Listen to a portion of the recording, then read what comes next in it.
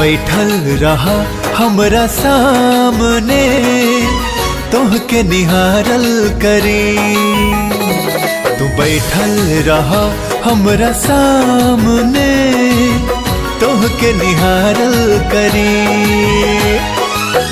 इतनी इजाजत तू दा प्यार से तोहर के सिया सवारल करी। तू बैठल रहा हमरा सामने तोहके निहारल करी। तू बैठल रहा हमरा सामने तोहके निहारल करी।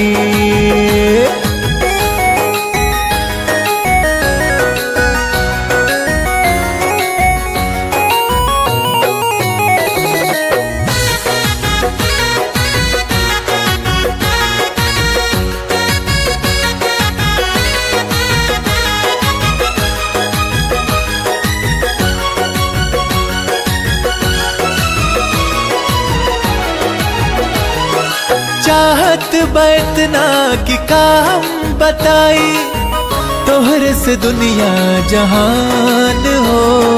फुर्सत से गढ़ के भेजबल बाड़ तोहके हमरा बदे भगवान हो। हाँ चाहत बैतना कि का हम बताई तोहर से दुनिया जहान हो। फुर्सत से गढ़ के भेजबल बाड़ तोहके हमरा बदे भगवान हो। चंदा हो तू तासमान के हरिया में उतारल करी।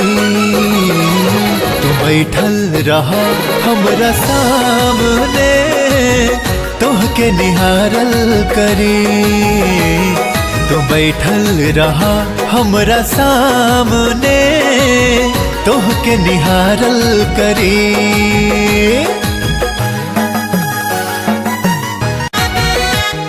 तू बैठल रहा हमरा सामने तोहके निहारल करी। तू बैठल रहा हमरा सामने तोहके निहारल करी। इतनी इजाजत तू दा प्यार से तोहर के सिया सवारल करी।